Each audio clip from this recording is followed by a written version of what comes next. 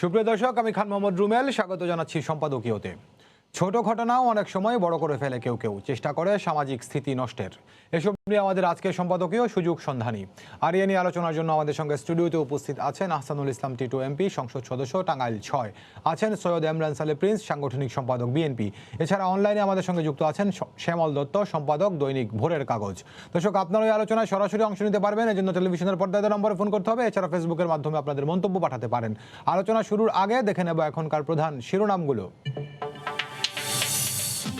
সামাজিক মাধ্যমে ভাইরাল সুনামগঞ্জে হামলাকারীদের ছবি। র্যাব পুলিশের তৎপরতার পরও গ্রেফতার হয়নি কেউ।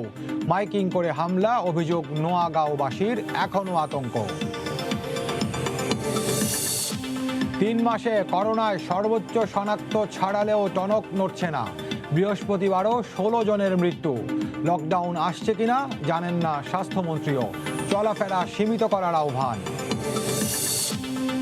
করোনার কারণে ১.৫ মাস পিছিয়ে শুরু হলো অমর একুশে গ্রন্থমেলা। বইয়ের আনন্দ থেকে পাঠককে বঞ্চিত না করতেই হচ্ছে মেলা, উদ্বোধন করে প্রধানমন্ত্রী। বাংলাদেশ থেকে সরাসরি বিমান যাবে মালদ্বীপ। ২ দেশের পররাষ্ট্রমন্ত্রীর যৌথ ব্রিফিং, ৪টি সমঝোতা স্মারক সই। দ্বীপ দেশে প্রধানমন্ত্রীকে আমন্ত্রণ। এবং পশ্চিমবঙ্গে ভোটের আগে মমতাকে এক হাত নিলেন মোদি। পুরুলিয়া থেকে ৪ দফার প্রচারণা শুরু, তৃণমূল নেতাদের মাফিয়া বলে আখ্যা।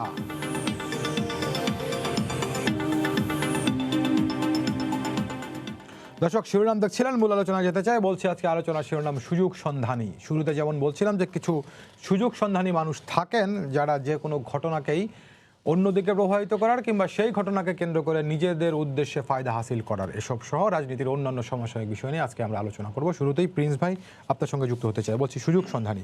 আজকে প্রিন্স ভাই, আমাদের খবরের শিরোনামে যেমনটি রয়েছে যে সুনামগঞ্জের শাল্লায় নোয়াগাঁও গ্রামে এরকম একটি ঘটনা ঘটেছে। তো ঘটনা নিয়ে পাল্টাপাল্টি বক্তব্য আসছে। আইন শৃঙ্খলা রক্ষাকারী বাহিনীর সদস্যরা ঘটনাস্থল পরিদর্শন করেছেন, র্যাব মহাপরিচালক সেখানে গিয়েছিলেন। আজকে ঢাকায় স্বরাষ্ট্রমন্ত্রী বলছেন যে সাম্প্রদায়িক সম্প্রীতি বিনষ্টের চেষ্টা করা হলে কোনোভাবেই ছাড় দেওয়া হবে না। তো এসব বিষয় মাথায় রেখে আমি যেটি বলতে চাই, এরকম ঘটনা মানে যে কি বলে যে গুজবকে কেন্দ্র করে কিংবা যে কোনো ধরনের উদ্দেশ্যমূলক তথ্য ছড়িয়ে হামলা করার ঘটনা এর আগেও ঘটেছে। আপনি খুব ভালো মনে আছে, রামুতে ঘটেছে, ব্রাহ্মণবাড়িয়ার নাসিরনগরে ঘটেছে। তো এক ধরনের সুযোগ সন্ধানী মানুষ থাকেন যে যারা এই ধরনের ফায়দা নেওয়ার চেষ্টা করেন। এদেরকে প্রতিহত করার জন্য কি ব্যবস্থা নেওয়া যেতে পারে? ধন্যবাদ আজকের এই টক শোতে আমাকে আমন্ত্রণ জানানোর জন্য, এবং একই সাথে স্টুডিওতে এবং স্টুডিওর বাইরে যারা আলোচক হিসাবে আছেন তাদেরকেও শুভেচ্ছা জানাচ্ছি, দর্শক শ্রোতাদেরকেও শুভেচ্ছা জানাচ্ছি।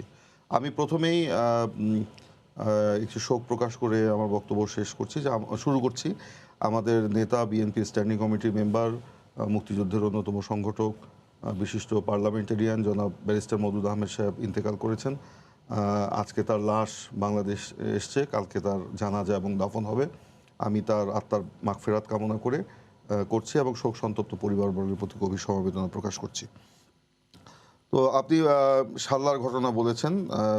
গতকালকে সুনামগঞ্জের শাল্লা উপজেলায় হবিপুর ইউনিয়নের নববী গ্রামে যে দুঃখজনক ঘটনাটি ঘটে গেল, এটা অবশ্যই নিন্দনীয়, নিন্দা জানানোর ভাষা নাই, এবং এটা খুবই উদ্বেগজনক একটা বিষয়। এবং এই ঘটনায় মধ্যে কি আছে জানি না, কিন্তু ঘটনাটি কিন্তু সবার মনেই দাগ কেটেছে এবং এটা সবাই নিন্দা করছে এবং উদ্বেগ প্রকাশ করছে। তো আপনি বলেছেন যে সুযোগ সন্ধানী, হ্যাঁ, সুযোগ সন্ধানীরা তো সবসময় এই সুযোগের অপেক্ষায় থাকে। তো আজকে এই ঘটনাটা সুযোগ সন্ধানীদের ঘটনা কিনা সেটা সময় বলে দিবে। কিন্তু সবচেয়ে আশ্চর্য বিষয় হচ্ছে যখন আপনার এই একজন আলেমের একটি বক্তব্যকে কেন্দ্র করে সেখানে একটা স্ট্যাটাস দেওয়া হলো ফেসবুকে, সেই স্ট্যাটাসের পরে কিছু মুসল্লি সেখানে ক্ষুব্ধ হয়েছিল, তারা সেখানে জড়ো হয়েছে।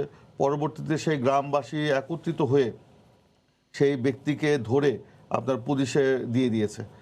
তারপরে আজকে সকালে সেখানে যে ঘটনাটি ঘটলো, যে মাইকিং করে সেখানে হামলা, এটা মানে কল্পনাই করা যায় না। এবং আমার বক্তব্য হচ্ছে সেখানে প্রশাসন কি করেছে, প্রশাসনের সেই নির্লিপ্ততা কেন ছিল? গতকালকে ঘটনা ঘটলো রাতে, তখন থেকেই প্রশাসনের তো অ্যালার্ট হওয়া উচিত ছিল, গোয়েন্দা নজরদারিতে রাখা উচিত ছিল, সেটা কেন থাকলো না? এবং সবচেয়ে বড় জিনিস হলো মামলা হলো, তারপরে আপনার টেলিভিশনের ফুটেজে সে হামলাকারী যারা তাদেরকে দেখা গেল, সেখানে র্যাব পুলিশের তৎপরতাও আমরা দেখলাম, কিন্তু এই পর্যন্ত কাউকে গ্রেফতার হতে শুনলাম না। সেটা কেন? এগুলি তো আসলে মানে অনেক প্রশ্নের জন্ম দেয়। তো বিশেষ করে যখন আপনার বাংলাদেশে ভারতের প্রধানমন্ত্রী আসবেন শোনা যাচ্ছে আগামী ২৬ তারিখে, তার আগে এই ধরনের এই হিন্দু সম্প্রদায়ের মানুষের উপর যে হামলা, সেটা তো অবশ্যই একটা উদ্বেগজনক ব্যাপার, দেশের জন্য একটা উদ্বেগজনক ব্যাপার। আরেকটি বিষয়, আমরা জানি ভারতে নির্বাচন চলছে, সেই নির্বাচনেরও বিষয় তো একটা, পশ্চিমবঙ্গে নির্বাচন নিয়ে একটা টান বিষয় রয়েছে, সেটাও তো মানে মানুষের মনের মধ্যে কিন্তু এই প্রশ্নগুলো ঘুরপাক খাচ্ছে যে সে এই ঘটনাগুলি ঘটিয়ে সেখানেও একটা কার্ড হিসাবে এটা ব্যবহার করা দুরভিসন্ধি কারো আছে কিনা, সেটাও একটা বিষয় আছে। তো যাই ঘটুক না কেন, আমার বক্তব্য হচ্ছে যে এই যে একটা অমানবিক এবং নির্মম যে ঘটনা, সেই ঘটনার তীব্র নিন্দা আমরা জানাই, এবং অবিলম্বে যারা দায়ী, প্রকৃত দায়ী, যাদেরকে দেখা গেছে আপনার এই ফুটেজে, তাদেরকে অবিলম্বে গ্রেফতার করা হোক, এবং গ্রেফতার করে তাদেরকে দৃষ্টান্তমূলক শাস্তি দাবি করা হোক। এমনকি আমি আরও বলবো যে এই ঘটনার মানে পুনরাবৃত্তি যেন ভবিষ্যতে আর না ঘটে। আমরা জানি যে, শুনতে পাচ্ছি যে ভারতের প্রধানমন্ত্রী বাংলাদেশে এসে আরও কয়েকটি মানে গ্রামীণ অঞ্চলে আপনার মন্দির পরিদর্শনে যাবেন, সেখানেও এগুলোকে কেন্দ্র করে কোনো ঘটনা ঘটে কিনা সেটা নিয়ে কিন্তু আমরা যারা মানুষ, সচেতন মানুষ, তারা কিন্তু উদ্বেগের মধ্যে আছে, উদ্বেগজনক পরিস্থিতির মধ্যে আছে। সেই জন্য অবশ্যই সরকারের প্রশাসন, তাদেরকে কঠোর ব্যবস্থা নিতে হবে। এবং সবচেয়ে বড় প্রশ্ন হলো যে গতকালকে ওই গ্রামে এই ঘটনা ঘটার পরে তারপর থেকে সেখানে প্রশাসন একেবারেই নীরব ছিল কেন? ওখানে যারা কর্তা ব্যক্তি রয়েছেন, নির্বাচিত প্রতিনিধি রয়েছেন, সংসদ সদস্য রয়েছেন, উপজেলা চেয়ারম্যান রয়েছেন, ইউনিয়ন পরিষদের চেয়ারম্যান রয়েছেন, ক্ষমতাসীন দলের নেতারা রয়েছেন, তারা কি করলো? এটা কিন্তু বড় একটি প্রশ্ন। এই প্রশ্নের উত্তর আজকে স্বরাষ্ট্রমন্ত্রী কিছুটা দিয়েছে। স্বরাষ্ট্রমন্ত্রী বলছেন যে পুলিশ সুপার সেখানে অপেক্ষা করছিলেন যে যারা আক্রান্ত হয়েছেন তারা এসে মামলা করবেন। এটা একটি হাস্যকর বিষয়। স্বরাষ্ট্রমন্ত্রী যে কথাটি বলেছেন, উনি ওনার দৃষ্টিকোণ থেকে বলতে পারেন, কোন দৃষ্টিতে বলেছেন আমি এটা জানি না, কিন্তু এইরকম একটা সেন্সিটিভ ইস্যু, সেটা তো সরকারের যারা কর্তা ব্যক্তি রয়েছেন বা প্রশাসনের রয়েছেন, তাদের তো এটা অপেক্ষা করার কোনো বিষয় ছিল না। তারা নিজেরাই বাদী হয়ে মামলাটা করতে পারতো, কিংবা যারা আক্রান্ত হয়েছে তাদেরকে সাপোর্ট দিয়ে, তাদেরকে দিয়ে এটা করানোর যারা উদ্যোগ নিতে পারতো। সেটা কেন নেয়নি, এটি তো বড় প্রশ্ন। জি টিটু ভাই, শুনছিলেন যে প্রিন্স ভাই বলছেন যে অবশ্যই নিন্দনীয় এবং সেটা সকল নাগরিকই বাংলাদেশে সবাই মনে করেন, কিন্তু প্রিন্স ভাইয়ের প্রশ্নের জায়গাটি হচ্ছে যে প্রশাসন কি করলো? সামাজিক যোগাযোগ মাধ্যমে যারা হামলা করেছে তাদের ছবি ভাইরাল হয়েছে, র্যাবের মহাপরিচালক ঘটনাস্থল পরিদর্শন করেছেন, অন্যান্য আইন শৃঙ্খলা বাহিনী তো রয়েছে, তো তারপরেও এখনো পর্যন্ত একজন হামলাকারী গ্রেফতার হলো না। এটি হচ্ছে প্রিন্স ভাইয়ের কাছে উদ্বেগের বিষয়। ধন্যবাদ আপনাকে। স্বাধীনতার এই সুবন্ত জয়ন্তীর কয়েকদিনের মধ্যেই আমরা উদযাপন করব, এবং আপনি জানেন যে আমাদের দেশে এখন 17ই মার্চ জাতির জনক বঙ্গবন্ধু শেখ মুজিবুর রহমানের জন্মশতবার্ষিকীর উদযাপন চলছে, এবং পাঁচজন রাষ্ট্রপ্রধান এই সময়ের মধ্যে 17 থেকে 27 তারিখের মধ্যে আসবেন। তার মধ্যে মালদ্বীপের প্রেসিডেন্ট এখন বর্তমান বাংলাদেশে আছে। আসলে সময়টা খুব সেন্সিটিভ, এবং আপনি জানেন যে মানে স্বাধীনতা বিরোধী একটা চক্র সবসময় কিছু চক্রান্ত, আপনি যেটা বলেছেন যে সুযোগ সন্ধানী কিছু লোক আছে। এই যে আমাদের যেখানে আমাদের আজকে মানে এই স্বাধীনতার সুবর্ণ জয়ন্তী উপলক্ষে আমরা একটা নিম্ন আয়ের দেশ থেকে মধ্যম আয়ের দেশে ধাবিত হচ্ছি, আমরা যেখানে একটা পজিটিভ টোনে আমরা শুরু করতে চাচ্ছি আমাদের অর্জনগুলি, সেখানেই কিন্তু এই সুযোগ সন্ধানীরা কাজে লাগায়। এবং আপনাকে একটা জিনিস একটু খেয়াল করতে হবে, এই যে আমরা অনেক সময় মানে কথা বলি যে কথা বলার স্বাধীনতা নাই। এই যে কথা বলার স্বাধীনতার জায়গায় যখন আপনি মানুষকে প্রলুব্ধ করবেন, এই যে ভিডিওতে যে জিনিসগুলা হেফাজতে ইসলামের একজন মৌলানার বক্তব্য, উনি যেভাবে মানে কটাক্ষ করে ভারতের প্রধানমন্ত্রী এবং ওনারা প্রতিহত করবেন, এই ধরনের কথাবার্তা কিন্তু এসেছে। একটা মফস্বল শহরে যখন এই ধরনের ভিডিও বা এই ধরনের কথাবার্তা বাজানো হয়, মানুষের মধ্যে কিন্তু তাৎক্ষণিক কিছু স্পার্ক তৈরি হয়, এবং মানে স্পন্টেনিয়াসলি কিছু ঘটনা ঘটে। তখন কিন্তু একটা ইউনিয়নে বা একটা গ্রামে কিন্তু অনেক পুলিশ থাকে না, এবং আমরা যেহেতু আমরা গ্রামে সম্পৃক্ত, আমরা যাই জনপ্রতিনিধি হিসাবে যাই ওইখানে কিন্তু ঘটনা ঘটার পরে যে ভিকটিম সে থানায় যেয়ে রিপোর্ট করে। এটা খুব নর্মাল, এটা প্রিন্স ভাইও বলবে এটা খুব নর্মাল। এটা মানে একমাত্র মার্ডার হলে তখন পুলিশ যে এটার ব্যবস্থা নেয়, বাট তাছাড়া মারামারি বা হানাহানি যে জিনিসগুলো আছে, এই জিনিসগুলো যখন হয় তখন কিন্তু যে ভিকটিম সেই থানায় যে রিপোর্ট করে এবং তদন্তের ব্যবস্থা হয়। আর প্রিন্স ভাই যেটা বললেন, যেখানে স্বরাষ্ট্রমন্ত্রী বক্তব্য দিয়েছেন, র্যাবের প্রধান ওখানে গিয়েছেন, ব্যবস্থা নেওয়া হচ্ছে। এবং এখন জিনিসগুলো ভাইরাল হয় এইভাবে যে মানে ওই এলাকার লোকজন দেখার আগে কিন্তু সারা বাংলাদেশ দেখে ফেলে, যেহেতু কথাটাই হলো ভাইরাল, মানে ইউটিউবে যেটা সবাই দেখে ফেলতেছে আর কি। সো আমার মনে হয় যে এখানে আপনার যে মানে মূল যে আজকে আপনার যে হেডলাইন, যে সুযোগ সন্ধানী কিছু লোক এটার ওয়ার নাম জানি কি অ্যাডভান্টেজ নিয়েছে। এবং এটা বলতেই হবে যে আমরা কিছু রেকলেস যখন কথাবার্তা বলি, দায়িত্ব জ্ঞানহীনভাবে যখন এই ধরনের বক্তব্য দিই ঢালাওভাবে, আমরা কিন্তু এই যে 5 জন রাষ্ট্রপ্রধান এসেছেন, 5 জন ব্যক্তি না, বিজেপির নেতা কিন্তু বাংলাদেশে আসতেছে না, বাংলাদেশে আসতেছে ভারতীয় প্রধানমন্ত্রী। এবং ভারত আমাদের বন্ধুপ্রতিম রাষ্ট্র শুধু না, আমাদের সবচেয়ে বড় মানে ক্লোজ নেইবার।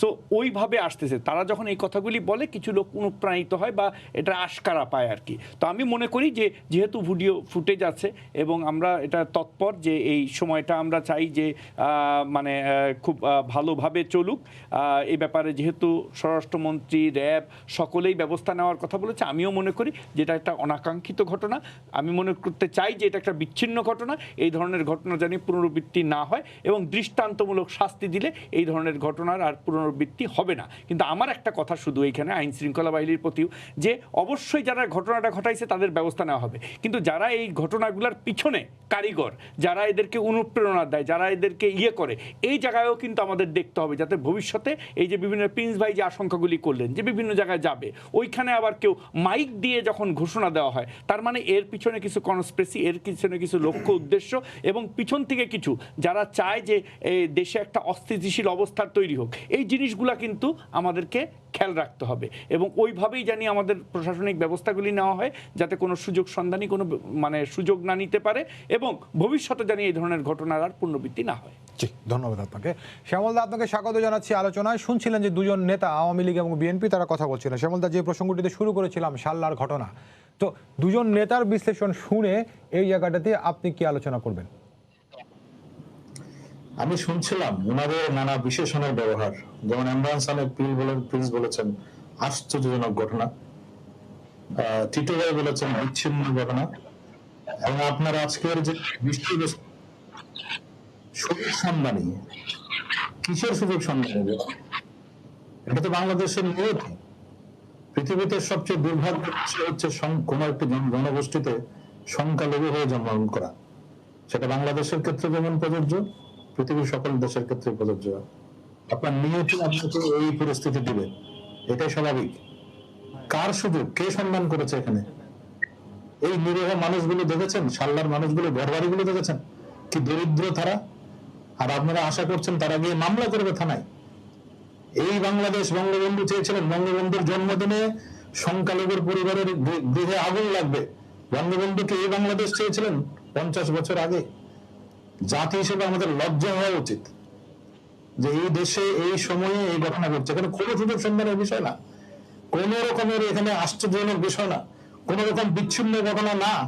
আপনি যদি রামুর ঘটনার বিচার করতেন, আপনি যদি নাসিরনগরের বিচার করতেন, আপনি যদি রংপুরের ঘটনার বিচার করতেন, আপনি যদি ভোলার ঘটনার বিচার করতেন, তাহলে এটা হতো না।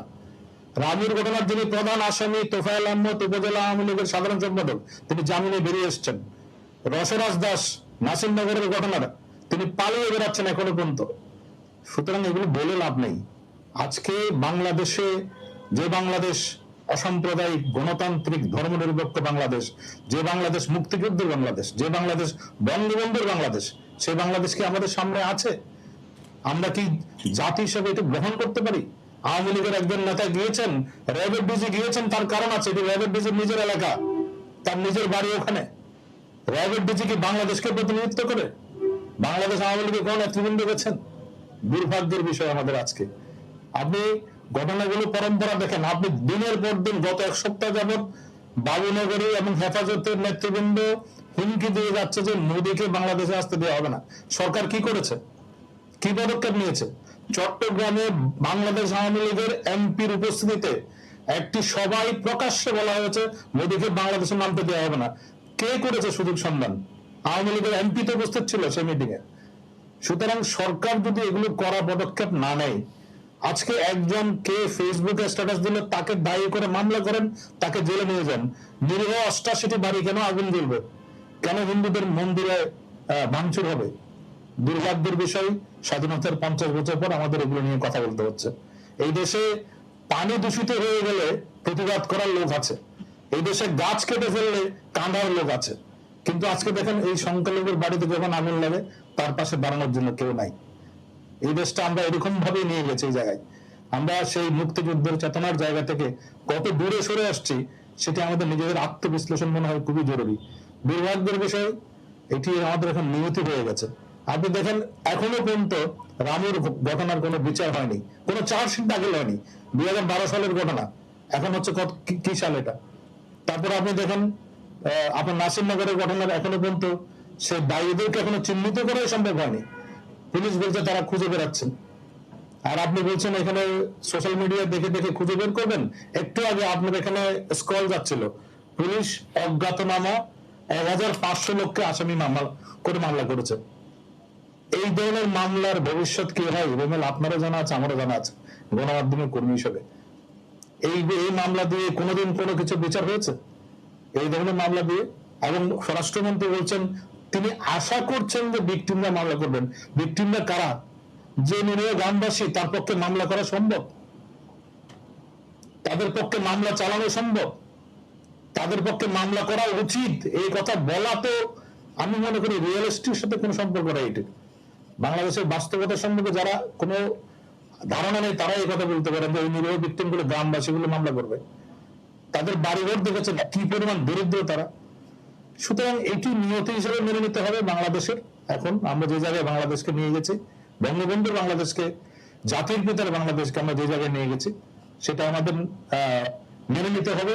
এবং আমরা শুনবো, হয়তো প্রিন্স ভাই বলবেন আশ্চর্যজনক, আর টিটো ভাই বলবেন বিচ্ছিন্ন ঘটনা, স্বাধীনতা বিরোধীরা এই কাজ চালিয়েছে। এটাই হয়তো আমাদের শুনতে হবে। জি দাদা, আপনি আমাদের সঙ্গে থাকুন, আপনার সঙ্গে আমি আবারও যুক্ত হব। প্রিন্স ভাই, আপনি অনেকগুলো প্রশ্ন রেখেছেন শ্যামলদা, হয়তো আমি টিটুবের কাছ থেকে উত্তর নেব, কিন্তু আমি একটু আপনার কাছে জানতে চাই, শ্যামলদা যে কথাটি বলছেন যে নিয়তি, অভিমান থেকেই তো বলছেন। তো আমরা বলি বাংলাদেশটি, আমরা বলি অসাম্প্রদায়িক চেতনার বাংলাদেশ, গণতান্ত্রিক বাংলাদেশ।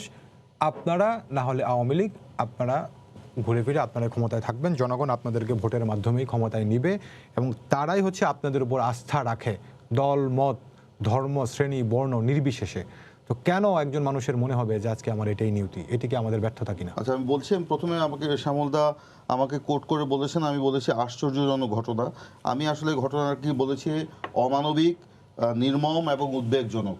এবং এই ঘটনার নিন্দা আমরা জানাই। আমাদের দলের পক্ষ থেকে বিএনপির মহাসচিব মির্জা ফখরুল ইসলাম আলমগীর সাহেব আজকে এই ব্যাপারে কঠোর ভাষায় একটা স্টেটমেন্ট দিয়েছেন, এবং আমাদের ওই এলাকার যারা নেতাকর্মী রয়েছেন তাদেরকে বলা হয়েছে যারা ওখানে ইয়েতে মানে যাদের বাড়িঘর আক্রান্ত হয়েছে তাদের পাশে দাঁড়ানোর জন্য। কিন্তু আপনারা একটু আগেও শুনেছেন, হয়তো আমি যতদূর শুনেছি, যে ওখানে প্রায় 1,500 অজ্ঞাত লোকের নাম দিয়ে আপনার আসামি করে তাদেরকে মানে মামলা করা হয়েছে। এই 1,500 লোক কারা? এইটা যে রাজনৈতিক প্রতিহিংসার শিকার হবে না তারা, এটার কি নিশ্চয়তা আছে? অতীতে তো তাই হয়েছে, যে একটি প্রকৃত ঘটনা ঘটেছে, যারা প্রকৃত আসামি তাদেরকে না ধরে দেখা যাচ্ছে ওই ঘটনার দায় বিএনপির উপর চাপিয়ে দেওয়ার জন্য বিএনপি নেতাকর্মীদেরকে গ্রেপ্তার করা হচ্ছে বা তাদেরকে এলাকা ছাড়া করা হচ্ছে। তো এই আতঙ্কেও কিন্তু তারা আতঙ্কিত। তারপরেও আমি যতদূর জানি আমাদের দলের নেতাকর্মীরা চেষ্টা করছেন সে আক্রান্তদের পাশে দাঁড়ানোর জন্য। আর শ্যামলদা যে কথাটা বলেছেন, এটা অবশ্যই ওনার এই সেন্টিমেন্টের সাথে আমি একমত যে আজকে উনি যে আক্ষেপ করলেন, যে নিয়তির কথা বললেন, এটা তো একটা অভিমানের কথা বলছেন। এটা অভিমান নয়, এটা হচ্ছে আমাদের জাতিগত যে একটা জাতির উপরে যে একটা কলঙ্কের প্রলেপ আপনার লাগিয়ে দেওয়া হচ্ছে বা লেগে যাচ্ছে।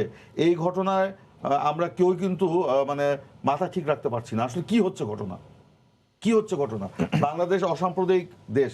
বাংলাদেশে হিন্দু, মুসলমান, বৌদ্ধ, খ্রিস্টান, সমতল বসবাসকারী মানুষ, পাহাড়ে বসবাসকারী মানুষ, সবাই কিন্তু আমরা বাংলাদেশি, এবং একে অপরের ভাই বোন।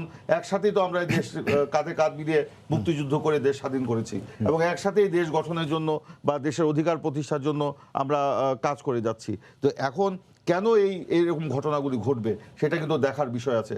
আজকে যদি রাজনৈতিক অনৈক্য থাকে, রাজনৈতিক যদি বিভেদ থাকে, এবং সেখানে যদি রেষারেষিটা একেবারে, রাজনৈতিক বিভেদটা যদি একেবারেই প্রকট হয়ে দেখা দেয়, তখনই কিন্তু এই সুযোগ সন্ধানীরা আপনার সুযোগ নেওয়ার জন্য কাজ করে।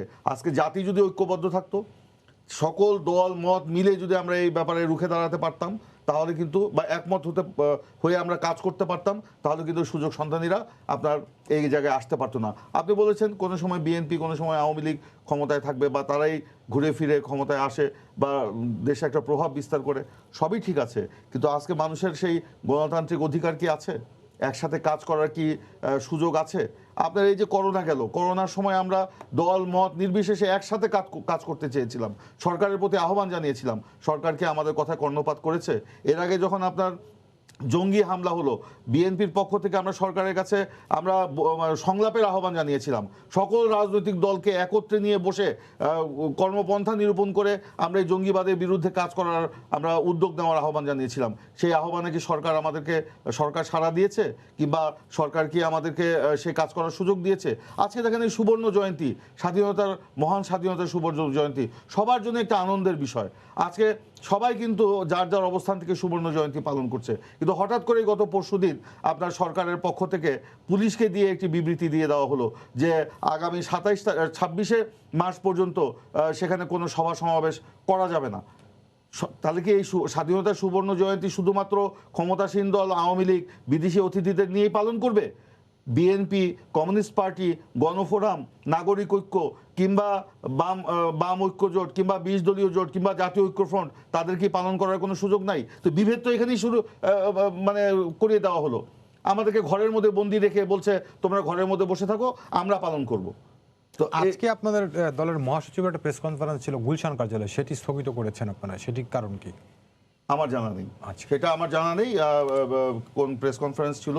কারণ আপনারা জানেন যে আমাদের দলের স্থায়ী কমিটির সদস্য ব্যারিস্টার মওদুদ আহমেদ সাহেব ইন্তেকাল করেছেন সিঙ্গাপুরে।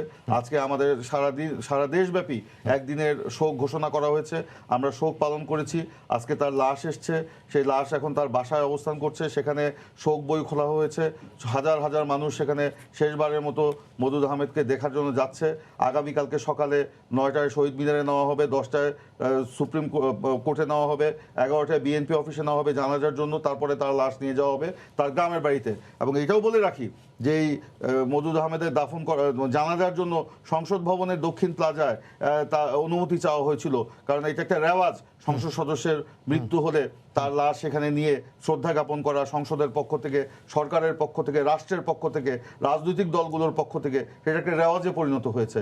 কিন্তু করোনার দোহাই দিয়ে আপনার কিন্তু ওনার লাশ সেখানে দাফন করতে প্রিন্স ভাই বলছেন, কিন্তু আপনি একটু খেয়াল করে দেখেন সব, আমি কেন করোনার দোহাই দেওয়ার কথা বলছি, আপনি সব খুলে দিয়েছেন।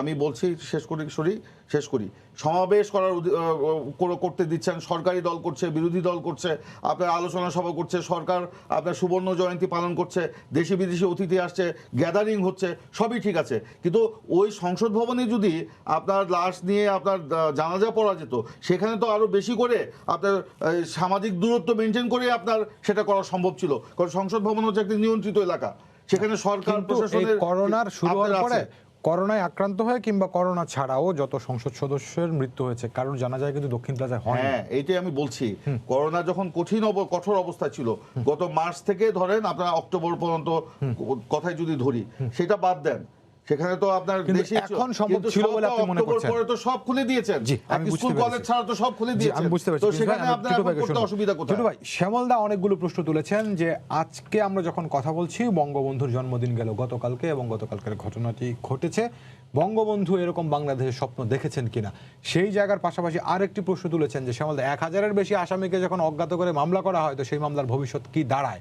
কারণ এখন পর্যন্ত সামাজিক যোগাযোগ মাধ্যমে ছবি থাকার পরেও কাউকে গ্রেফতার করা সম্ভব হয়নি, আবার মামলাটি হয়েছে এত লোকের বিরুদ্ধে, তো এটির তদন্তই বা কবে শেষ হবে, আসামি বা প্রকৃত আসামি বা কবে চিহ্নিত হবে, মামলার ভবিষ্যৎ বা কি হবে?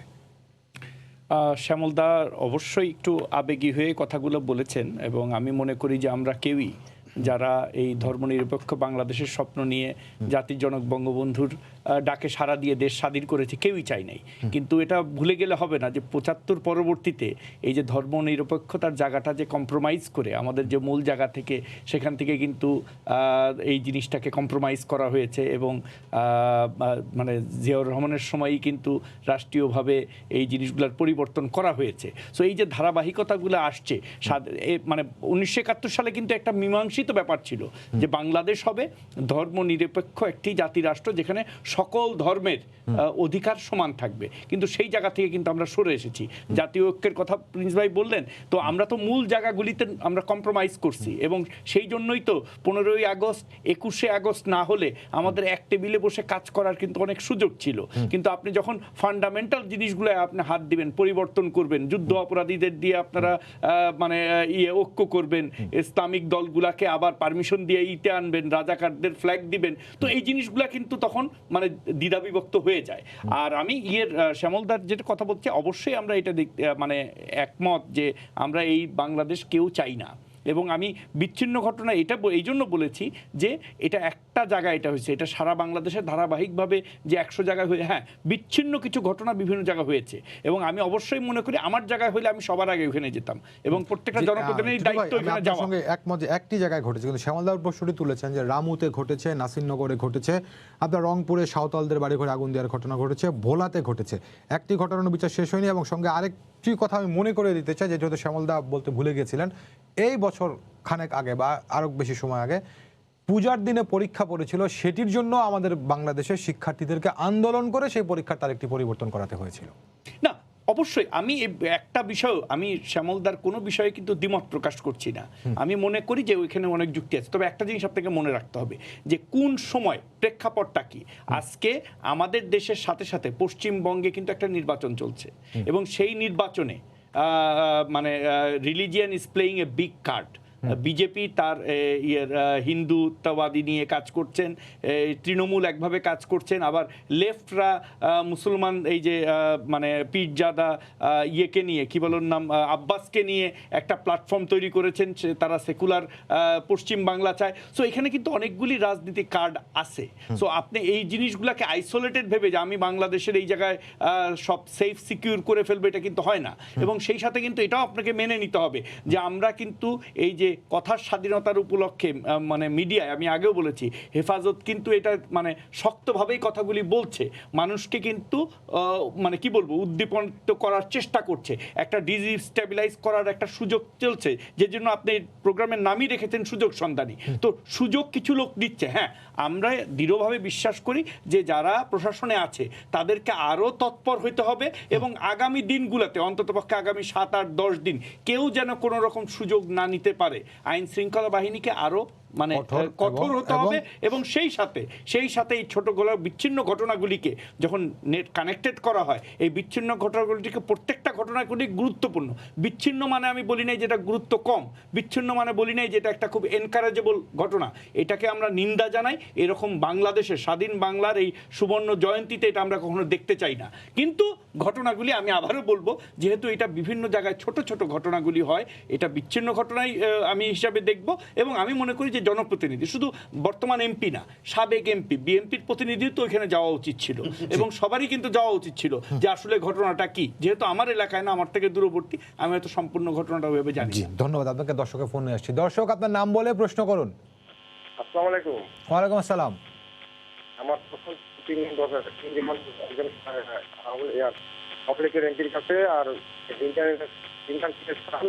আপনার শ্যামল দত্ত দাদার কাছে, যে আমাদের বাংলাদেশ হলো সম্প্রীতি বাংলাদেশ। এখানে যেমন নাসিরনগরে, রামুতে আর বিভিন্ন বেশ কয়েকটি জায়গাতে সংখ্যালঘুরা হামলা হলো, এটা খুব নিন্দনীয় জানাই এবং বিচার সঠিকভাবে হচ্ছে না, বা সঠিকভাবে যদি বিচার হতো তাহলে বাংলাদেশে এরকম আর পুনরাবৃত্তির হতো না বলে আমার বিশ্বাস। আমি একজন বাংলাদেশের নাগরিক হিসাবে জানতে চাচ্ছি যে বিচার বিবেচনা তো এটা হওয়া দরকার বলে আমার ব্যক্তিগতভাবে মত। জি বুঝতে পারছি, তিনি হয়তো বলছেন যে সুষ্ঠু আগের ঘটনাগুলোর বিচার হলে পরে হয়তো এই ধরনের ঘটনা করতে, আমি এরকম একটা কিছু বলতে চাচ্ছি। শ্যামলদা, আপনি শুনছিলেন যে টিটু ভাই তার আগের বক্তব্যের এক ধরনের একটি ব্যাখ্যা দিয়েছেন। প্রথমে বলে রাখি, আমি কোনো অভিমান থেকে বলিনি, কোনো আবেগ থেকে বলিনি। আমি বাংলাদেশের রিয়েলিটি, আমার সাংবাদিকতার 30 বছরের অভিজ্ঞতা থেকে বলেছি। বিএনপি আমলে, আওয়ামী লীগ আমলে, প্রতিটা আমলে কিন্তু সংখ্যালঘুর উপর নির্যাতন হয়েছে এবং হচ্ছে। It is a reality, it's not a আবেগের কোনো বিষয় না। আমি প্রথমে বলে রাখি যে এই যে সম্প্রীতির বাংলাদেশ, আমাদের ধর্ম পাশাপাশি থাকবো আমরা বাংলাদেশ, এগুলো আসলে কার্যত কাগজে বলি। রিয়েলিটিতে আপনি যদি বাস্তব রিয়েলিটিতে যান, তাহলে বাংলাদেশের সংখ্যালঘুরা একটা মার্জিনালাইজ সোসাইটি। এখন 1947-এ যখন দেশটা ভাগ হয়, তখন সংখ্যালঘু জনগোষ্ঠীর সংখ্যা ছিল 29%। সেটি আজকের বাংলাদেশে কেন 9% এটা ঠেকলো, এই আত্মবিশ্লেষণ যদি আমরা না করি, তাহলে সংকটের গোড়ায় যেতে পারবো না। আমরা হয়তো আলোচনা করতে পারবো, রাজনৈতিক বাস করতে পারবো, কিন্তু আমাদেরকে গোড়ায় যেতে হবে যে বাংলাদেশের সাম্প্রদায়িকতার বীজ কে বপন করেছে তা নিয়ে অনেক রাজনৈতিক বিতর্ক করতে পারবো, কিন্তু বাংলাদেশের আজকে যে জায়গাটি দাঁড়িয়েছে, সেখানে কেন এরকম পরিস্থিতি তৈরি হচ্ছে। আপনি হয়তো বলতে পারেন এটি বিচ্ছিন্ন ঘটনা, কিন্তু গ্রামে গ্রামে, এলাকায় এলাকায়, উপজেলায়, শহরে শহরে সংখ্যালঘু জনগোষ্ঠীরা এক ধরনের ভয় ভীতি, এক ধরনের সংকটের মধ্যে আছে। এই বাস্তবতা আমাদেরকে স্বীকার করতে হবে। আমি বঙ্গবন্ধুর একটি কোট আপনাদেরকে শোনাই। রাজনৈতিক নেতারা নিজেদের স্বার্থের জন্য ধর্মকে ব্যবহার করে, নিজেদের নেতৃত্ব রক্ষা করার জন্য। জনসাধারণকে ধর্মের নামে ধোঁকা দিয়ে তাদের শাসন ও শোষণ করতে চায়। এরাই দুনিয়ার ধর্মকে মানুষের কাছে হেয় প্রতিপন্ন করে ধর্মের যথেষ্ট ক্ষতি করেছে এবং করছে। ধর্মের ভিতর যা আছে তা মানুষ সত্যিকার ভাবে বুঝতে পারলে আর তা পালন করলে দেশে শোষণ, অত্যাচার, অবিচার থাকতো কিনা সন্দেহ। এটি বঙ্গবন্ধু আমার দেখা নয়াচীন গ্রন্থে লিখেছে 1952 সালে। ধর্মভীরু মানুষকে ধর্মের নামে স্লোগান দিয়ে এগিয়ে নিয়ে যাওয়া অনেক সোজা, যেটি আজকে বাংলাদেশে ব্যবহৃত হচ্ছে। বঙ্গবন্ধু এটি বলেছেন 9 এপ্রিল 1972। আমি এই কারণেই বলছি যে বঙ্গবন্ধু বাংলাদেশ, আজকে তো বাংলাদেশ আওয়ামী লীগ একটানা দীর্ঘ সময় ধরে ক্ষমতায়, তাহলে কেন তারা মুক্তিযুদ্ধের সেই মূল চেতনায় যাচ্ছে না? বাস্তবতা এটাই যে সেই জায়গায় আমাদের পক্ষে যাওয়া সম্ভব হচ্ছে না, আমরা সেই কঠিন কাজগুলো করছি না। আমরা রাজনৈতিক স্বার্থে, বঙ্গবন্ধু যে কথা বলেছেন, ধর্মকে আমরা রাজনৈতিক স্বার্থে ব্যবহার করছি, সেটা সকল দলের ক্ষেত্রেই প্রযোজ্য। দুর্ভাগ্যের বিষয় এটি। আজকে হয়তো আপনি সাল্লার ঘটনা নিয়ে কথা বলবেন, আগামীকাল হয়তো কোনো আরেকটি উপজেলা নিয়ে কথা বলবেন, এরপর হয়তো আরো একটি নিয়ত নিয়ে কথা বলবেন, কিন্তু গোড়ায় যদি না যান, আমরা যদি বাংলাদেশকে মূল জায়গায়, মুক্তিযুদ্ধের মূল জায়গায় ফেরত নিয়ে যেতে পারি, না নিতে পারি, তাহলে কিন্তু আমরা কোনোদিন এই সেই আমাদের স্বপ্নের বাংলাদেশ পাবো না। আমরা ব্যাপক উদযাপন করব, ব্যাপক কোলাহল করব, ব্যাপক আয়োজন হবে, কিন্তু বাংলাদেশকে সেই জায়গায় বলবে, জানবে। রবীন্দ্রনাথ বলেছেন যে তোমার কথা হেতা করে ফেলা হল, কেউ তো পৌঁছে না আসল জায়গায়। আমরা কিন্তু মূল জায়গায় যেতে পারছি না, আমরা কোলাহল করছি। সুতরাং এই বিষয়গুলো আমাদেরকে বুঝতে হবে যে সেই সংকটের গোড়ার জায়গাটি কোথায়, এবং সেটি সমাধানের জন্য রাজনৈতিক ঐকমত্যের কথা বলছেন। রাজনৈতিক ঐকমত্য আছে তো, প্রিন্স ভাই, রাজনৈতিক ঐকমত্য আছে। সেটি হচ্ছে সংখ্যালঘুর জায়গা জমি দখল করা, সংখ্যালঘুকে নির্যাতন করা। এ ব্যাপারে অসাধারণ রাজনৈতিক ঐকমত্য আছে। এখানে আওয়ামী লীগ, বিএনপি কেউ করার সাথে কম যায় না। দুর্ভাগ্যের বিষয় এটি। সুতরাং রাজনৈতিক ঐকমত্য নাই কোথায়? আছে সেটি। আমি কোনো আবেগ অভিমান দিয়ে বলছি না। আপনি গ্রামে গ্রামে বাস্তবতার, আজকে এত বছর হয়ে গেল শত্রু সম্পত্তি আইন কিন্তু শেষ পর্যন্ত এখনো বাস্তবায়িত হলো না। বাংলাদেশে এখনো সংখ্যালঘু সম্পত্তি শত্রু সম্পত্তি হিসেবে চিহ্নিত, সেই 1965 সালের সেই ঘটনার প্রেক্ষিতে। তো এগুলো বাস্তবতা। কেন আমরা আত্মজিজ্ঞাসা করবো না, আমরা কেন মূল জায়গায় যাব না? সেটি হচ্ছে সাম্প্রদায়িকতা, যেটি সংকটে, যেটি বঙ্গবন্ধু লিখেছিলেন, সেটি আমার দেখা নয়াচীন গ্রন্থে। সেই জায়গাটা যদি অ্যাড্রেস করতে না পারি, আজকে দেখেন এই যে এই মামলাগুলো কোনোদিন বিচার হবে না। আমরা জানি এগুলো সম্ভব না বিচার করা, বিচার করতে গেলে। কারণ এখানে আওয়ামী লীগ নেতার উপস্থিতিতে, আওয়ামী লীগের এমপির উপস্থিতিতে এই হুমকি দেওয়া হচ্ছে। সরকার তো কোনো ব্যবস্থা নেয়নি, সরকার তো কোনো এর পদক্ষেপ নেয়নি। আর এই বাবুনগরীরা গত 10-12 দিন ধরে এই বক্তব্য দিয়ে যাচ্ছেন। আমার কথা হচ্ছে, কোন একজন যুবক, তার পরিচয় হিন্দু হোক, তার পরিচয় অন্য কোনো ধর্মের হোক, সে যদি কোনো অন্যায় করে থাকে তার বিচার হবে, কিন্তু তার জন্য নিরীহ হিন্দুর বাড়ি কেন পুড়বে, মন্দির কেন ভাঙা হবে? এটি কি অন্য ধর্মের ক্ষেত্রে ঘটে? জি, দুর্ভাগ্যের বিষয় আমাদের এই রিয়েলিটি গুলো ফেস করতে হচ্ছে। এখানে কোনো আবেগ বা কোনো ইমোশনের কোনো বিষয় না, এটি বাস্তবতার বিষয়। জি দাদা, আপনাকে অনেক ধন্যবাদ। প্রিন্স ভাই, দাদা একটি কথা বলেছেন, সেটা হচ্ছে যে রাজনৈতিক ঐক্যমত্য রয়েছে, সেটা হচ্ছে সংখ্যালঘুদেরকে। দেখুন, শ্যামলদার প্রতি সম্মান রেখে বলছি এবং ওনার মানে সেন্টিমেন্টের প্রতি একমত পোষণ করে বলছি যে এই যে আপনার সংখ্যালঘুদের উপরে যে আক্রমণ চলছে, এগুলোর অবশ্যই আমাদের বিচার হওয়া উচিত এবং কঠোরভাবে এটা দমন করা উচিত।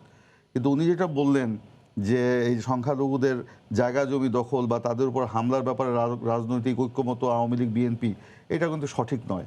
আপনি এই যে জায়গা জমি যে দখল হয়েছে, আপনি দেখেন স্বাধীনতার পরবর্তী কাল থেকে এই পর্যন্ত সংখ্যালঘুদের যত জায়গা জমি দখল হয়েছে তার আপনার 80% হচ্ছে আওয়ামী লীগের সাথে কানেক্টেড ছিল।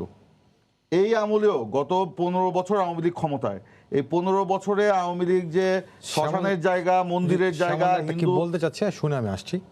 শ্যামলদা বলুন। রামুর ঘটনায় রামু বাজারে 1 ঘন্টার মধ্যে 10,000 লোকের জমায়েতে আওয়ামী লীগ নেতাও বক্তৃতা দিয়েছে, বিএনপি নেতাও বক্তৃতা দিয়েছে এবং ওখান থেকে মিছিল করে গিয়ে 300 বছরের পুরনো বৌদ্ধ মন্দিরগুলো পুড়িয়ে দিয়েছি আমরা। রাজনৈতিক ঐকমত্য নাই না, এটাকে আপনার এটা অবশ্যই আমরা যদি এরকম হয়ে থাকে আমরা কখনোই এটা সমর্থন করি না। আমরা তো রামুর ঘটনার পরে আমাদের পার্টির চেয়ারপারসন বেগম খালেদা জিয়া নিজে গিয়েছেন সেই রামুতে এবং ওইসব আপনার মন্দির এবং মানে প্যাগোডা এগুলি পরিদর্শন করেছেন, কঠোরভাবে উনি নিন্দা জ্ঞাপন করেছেন। আমরা এটার সাথে কখনোই জড়িত ছিলাম না। আমি যেটা বলছি যে এই যে আপনার এই আমলেও গত 15 বছরে যতগুলি শ্মশানের জায়গা, মন্দিরের জায়গা বা আওয়ামী লীগের মানে হিন্দুদের বাড়ি ঘর এগুলি দখল হয়েছে, এগুলির সাথে দেখবেন আওয়ামী লীগের মন্ত্রী, এমপি, নেতা কর্মীরা জড়িত। আপনি বলছেন যে আওয়ামী লীগের নেতারা জড়িত কিংবা অন্য কেউ জড়িত, কিন্তু ব্যাপারটি হচ্ছে যার বাড়ি ঘর যায়, যার সম্পত্তি যায়, সেটা আওয়ামী লীগ নিলে কি বিএনপি নিলে কি যাচ্ছে তো তার। শ্যামলদার প্রশ্ন যাবে কেন? যাবে না, দখল হবে না। প্রশ্ন যাবে কেন? আমারও প্রশ্ন যাবে কেন? তারা নিরাপত্তাহীনতায় ভুগবে কেন?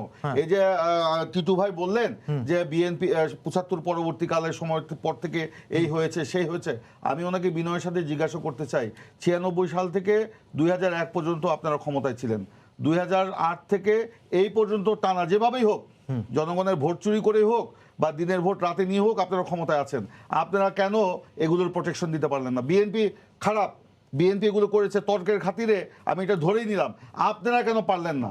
আপনারা কেন আপনার এই হিন্দু কমিউনিটির এই যে তাদের নির্যাতনের হাত থেকে রক্ষা করতে পারলেন না?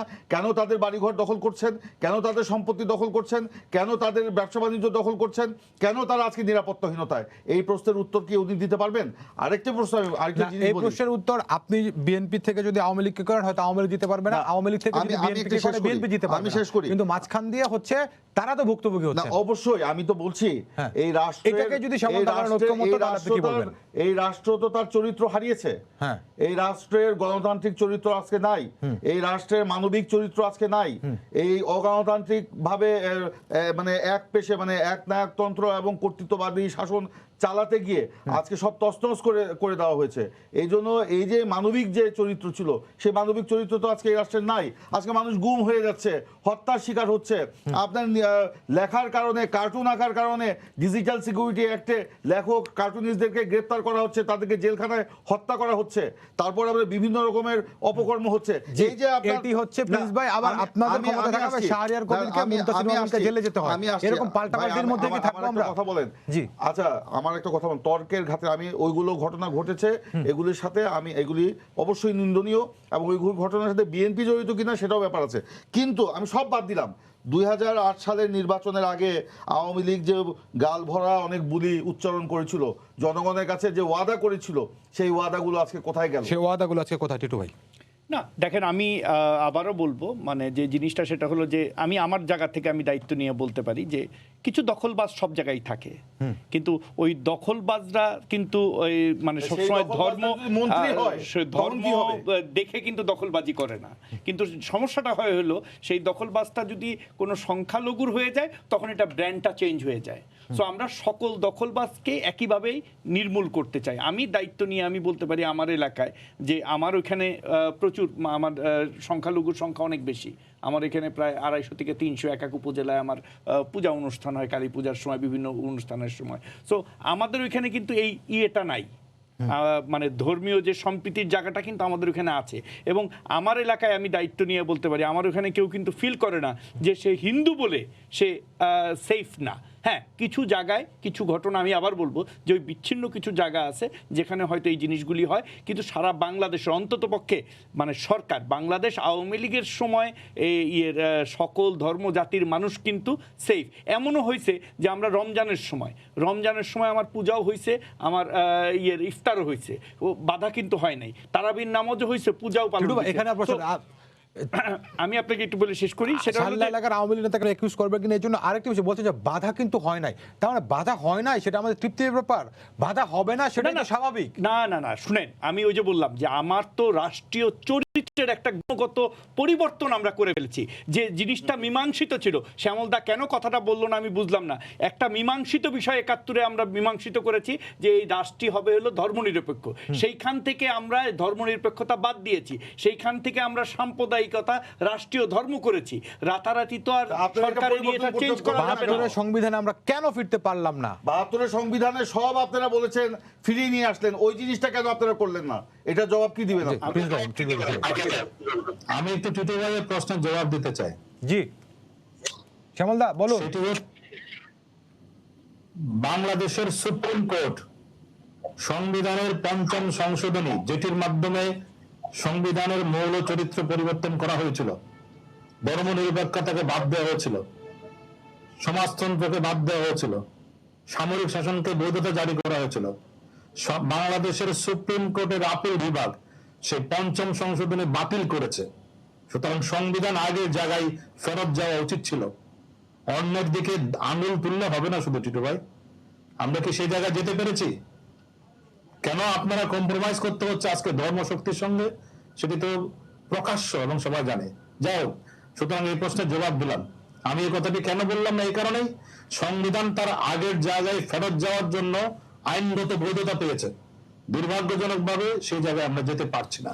জি শ্যামলদা ধন্যবাদ। টিটু ভাইয়ের কাছে আমি 30 সেকেন্ডে উত্তর নিব। না, মানে উনি যেটা বলেছেন সেটা হলো যে একটা সংবিধান তো আর আমি একক ব্যক্তি একজন এমপির এটার উত্তর দিব না। এটা আমাদের নীতি নির্ধারণী যারা আছেন তারা। আমি শ্যামলদার যে কথাটা বলতে চাচ্ছি যে কোনো একটা জায়গায় আওয়ামী লীগের একজন এমপি বা বিএনপির একজন এমপি দুইজনে মিলে গেছে, ওটা কিন্তু পার্টির অবস্থান না, ওটা কিন্তু দলীয় অবস্থান না, বিচ্ছিন্ন ব্যক্তি বলবো। আবার আমি বিচ্ছিন্ন বলবো এই জন্য যে আমাকে দেখতে হবে যে আমার দলগত অবস্থানটা কি, আমার দলের লক্ষ্য এবং উদ্দেশ্য কি, সেই অনুযায়ী আমি কাজ করছি কিনা। সো ওইখানে কোন এমপির সামনে মানে কি বলেন নাম না, একজন এমপির কথা বলেছেন যে তার সামনে নাকি বলেছে যে ভারতীয় প্রধানমন্ত্রীকে আসতে দিবে না। তো এটা আমি এগেইন এইটাকে বিচ্ছিন্ন ঘটনায় কিন্তু আমাকে বলতে হবে। এটা কিন্তু না যে আমরা সব 300 এমপি বা আমাদের আওয়ামী লীগের 250-এর উপরে এমপি আছে সবাই এই কথা বলছি। সো এই জিনিসগুলো বিচ্ছিন্ন ঘটনায় থাকবে। অবশ্যই আমরা স্বাধীনতার চেতনায় বিশ্বাসী এবং সেই জায়গাটাই আমরা আসতে চাই। এবং আমরা একটা জিনিস আমি বলি, মানে অন্যভাবে যদি আমি না বলি, যদি এইভাবেও বলি যে মানুষ কিন্তু অন্য ধর্মের লোক সবচেয়ে নিরাপদ কিন্তু মুসলমানদের কাছে। আপনি যদি ওই কথাও বলেন তাহলে কিন্তু আমাদের কাছেই সবচেয়ে নিরাপদ থাকা উচিত। অন্য সবাই নিরাপদে থাকুক, আমরা সেটাই আশা করি। আসলে সত্যি টু এমপি আপনাকে অনেক ধন্যবাদ। প্রিন্স ভাই আপনাকে ধন্যবাদ জানাই, সেই সঙ্গে আমাদের সঙ্গে যুক্ত ছিলেন শ্যামলদা আপনাকে অনেক ধন্যবাদ। সবাইকে ধন্যবাদ জানিয়ে শেষ করছি আজকের সম্পাদকীয়। আগামীকাল আবারও দেখা হবে রাত 10টায়। দেখার আমন্ত্রণ রইল। শুভরাত্রি।